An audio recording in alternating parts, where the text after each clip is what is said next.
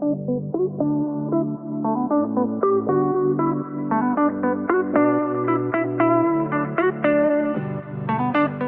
is up, everyone? This is Jenny the Techie. So if you've been holding off on upgrading your phone because you wanted to see what Google was going to do this year, they just announced 5 new devices, and honestly, picking between them is going to be harder than it's been in a long time. I got to spend time with every single one of these in person before today, so I'm going to walk you through what's actually new on each one, what everything costs, and the one thing in this lineup that genuinely surprised me. Quick note before we get into it, Google flew me out here to New York City for the Made by Google event. However, these observations I'm sharing with you are solely my own, and Google does not get to see them before you do. So let's start with the one that I think the most people would actually be looking at. The Pixel 11 starts at $899, and this year that gets you 256 gigs of storage right out of the gate, which is double where the base model started last year. Finally. Now, here's the part that got my attention. Because the base Pixel finally gets a real telephoto lens, you're looking at a 48 megapixel main, a 13 megapixel ultra-wide, and a 10.8 megapixel 5x telephoto that now goes all the way up to 30x super zoom. Google also says that the new main sensor pulls in 56% more light than last year, which should help a lot when the sun goes down. And the camera bar itself got redesigned. It's all glass now, edge to edge, and it's over 40% thinner than last year's. To me, that telephoto is the biggest change in the entire lineup. The other thing worth knowing is that the Pixel 11 and the Pixel 11 Pro are once again the exact same size. So you're getting the same 6.3-inch screen, the same footprint, and the same thickness either way. Now, in the hand, if you've owned a Pixel before, this is going to feel very familiar. What did stand out to me are the colors. You've got Frost, Pistachio, Hibiscus, and Obsidian. And Hibiscus is the bold one. Rounding it out, you get 12 gigs of RAM, the new Tensor G6, and 7 years of updates.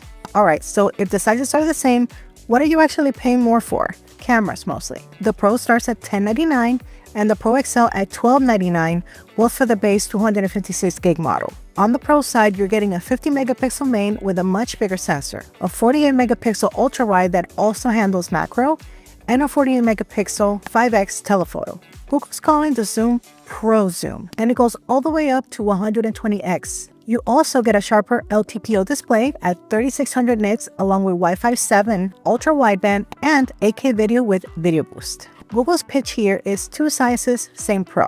These two share the exact same specs except for display size, battery, and charging. And the colors this year are, to me, the best Google has done in a while. Canyon is the one that got me because that gorgeous gold railing around the frame and around the camera bar just looks expensive in a way the photos don't quite capture. I did like Hibiscus, but the rails on it are matte, so I just wasn't as obsessed with it as I was with Canyon. In general though, I really like that Google is playing around with more colors this year, especially the softer ones in the Pro line. And I'll be honest with you, I'm usually not a black phone person at all, but this new matte Obsidian is really nice, and I can see a lot of people gravitating toward it. There's also something generally new on the Pro models called HiLight, where Google built color LEDs around the camera flash so that when your phone is face down, it glows to tell you what's happening. You get different patterns when Gemini is thinking versus responding, and you can assign custom colors to specific people for incoming calls. So I think this will be mostly about being able to customize this light so that it only glows when you want certain types of notifications, like let's say VIPs or a particular app. Now, the Fold, which starts at $1899 for the base 256 gig model and gives you an 8-inch inner screen with a 6.5-inch cover screen. Google's leaning hard on durability this year, calling it about a millimeter thinner, almost 10% lighter, and 3 times more durable than last year's Fold. They broke that down into 3 things. A new hinge mechanism that better protects the inner display in drops. A new glass fiber composite back they describe as nearly impossible to crack. We'll see about that. And a new glass ceramic cover glass, which is a first for Pixel. What actually made me happy was something else entirely, which is that the new Fold case has hinge protection built right into it. In my opinion, that's the thing that's generally going to help your Fold last longer. The displays also got brighter this year, 20% inside and out, up to 3600 nits. The Fold's cameras don't match the Pro XL. You're getting a 48 megapixel main, a 10.5 ultra wide, and a 10.8 telephoto, with zoom capping at 30x instead of 120.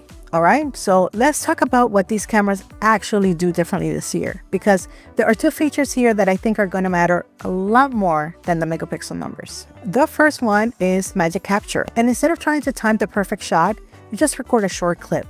When you stop, Gemini goes through the full thing. Google sets around 500 frames and pulls out the best moments for you at full HDR plus quality. It'll even do a little cleanup if you like it. And the part that I appreciate is that you keep the original video. So if it missed a frame you actually wanted, you can just go grab it yourself. The second one is camera looks, which lets you pick the aesthetic before you shoot instead of after. There are 3 alternatives HDR options called natural, shadows, and vanilla, plus 6 more distinct looks, and some of these are film emulations. And the best part to me is that you can adjust them and your adjustments get remembered, and quickly, because I know a lot of you create things. There's a new creator suite on Pixel 11 that includes an on-screen teleprompter that actually scrolls at your pace, an audio visualizer for mic checks, social media grid lines right into the viewfinder, and it drops your clips straight into project folders. I didn't get hands-on time with it, so I can't tell you how well it works yet, but that's gonna go into full review because that one's personal for me. There's a lot more on the software side that I cannot fit into one video, but the quick version is that Night Sight is about 4.5 times faster. Circle to Search now works right in your camera viewfinder. Live Translate can dub YouTube videos and podcasts in real time. And Quick Share now works with AirDrop. So the Pixel Watch 5, which comes in 41 and 45mm at $399 and $429. There's also a Stephen Curry special edition at $579 with an exclusive sweat wicking band, though that one doesn't hit shelves until September 3rd. So this is the first Pixel Watch price increase in 3 generations. $50 more on the small one, $30 more on the large one. But you're getting the same actual 360 dome display with Gorilla Glass 5 and a faster Snapdragon chip that Google says is 20% quicker overall with 50% more RAM than last year's watch. Battery though is unchanged at 30 hours on the 41 and 40 on the 45. And charging speeds are the same too. The upgrade I'd actually point to is GPS, because Google says route tracking is 2 times more accurate than previous Pixel watches. Now, Google is really selling this watch on health. Blood pressure trends, insulin resistance trends, sleep breathing quality, plus a new strength and HIIT workout builder. So, Google also finally made a tracker. The Pixel tag is $29 for one or $99 for a 4-pack. But you're going to be waiting on this one because it doesn't actually go on sale until November 11th. It's got a built-in speaker and an IP67 rating, and it supports ultra-wideband for precision finding. So on a phone with the right hardware, you get that directional walk me to it experience up to about 50 meters away. It runs on the Android Find Hub network, and you can ring it from your Pixel Watch or just ask Gemini through your Pixel Buds to find it for you.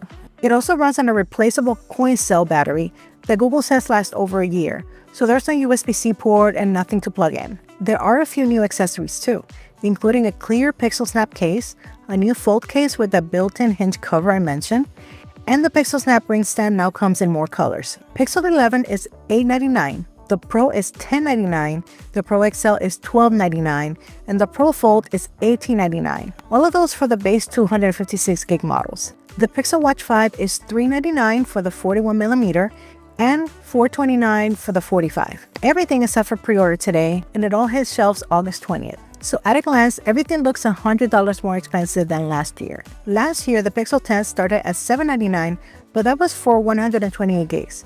And the 256GB version was $899, which is exactly what the Pixel 11 costs now. So what actually changed is that Google killed the 128GB tier. Where the increases are real is the Pro XL and the Fold, because both of those already started at $256 last year. And it actually goes further than that, because the Pro XL at $1299 comes with 12 gigs of RAM, and you only get 16 if you step up to the 512GB or 1TB model. Last year, every single Pixel Pro XL had 16 gigs. So on the base model, you are paying $100 more for 4 gigs less of memory. Google was asked about this directly, and to their credit, they didn't dodge it. They said the industry is going through a severe RAM shortage, and the pricing and RAM configurations reflect that reality. And that's true.